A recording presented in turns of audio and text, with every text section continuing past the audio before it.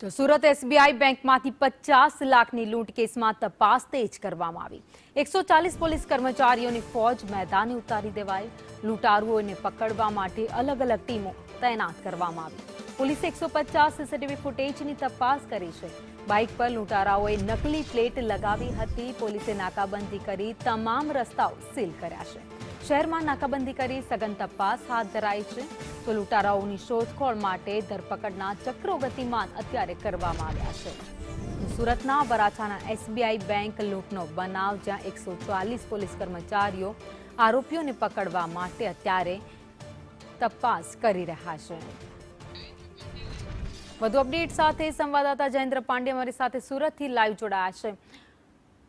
જયેન્દ્ર, જે લૂંટનો બનાવ સામે આવ્યો હતો, 50 લાખની લૂંટ કરવામાં આવી, જેમાં અત્યારે 150થી વધુ પોલીસ કર્મચારીઓ છે જે તેમને શોધવા માટે અલગ અલગ ટીમો બનાવી તપાસ કરી રહ્યા છે।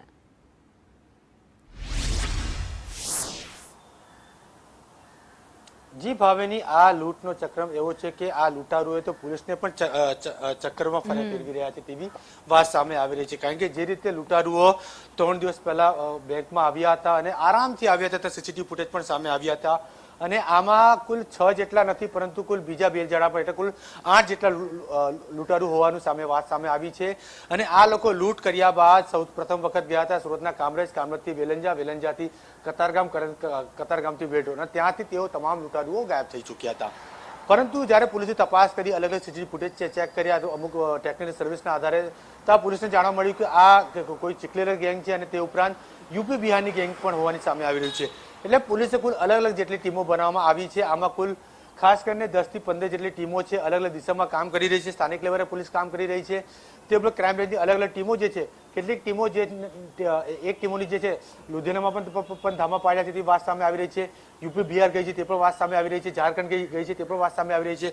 પરંતુ જે લૂંટારુઓ છે તે પોલીસને ખુલ્લો પડકાર ફેંક્યો છે તેવી વાત સામે કહી શકાય છે। કારણ કે જે રીતે આરામથી વગર માસે પહેરીએ આ લૂંટારુઓ બેંકમાં ઘૂસે છે અને બંદૂકના ધારે લોકોને બંધક બનાવે છે, પૈસાની લૂંટ કરે છે અને આરામથી તે લોકો જતા રહે છે।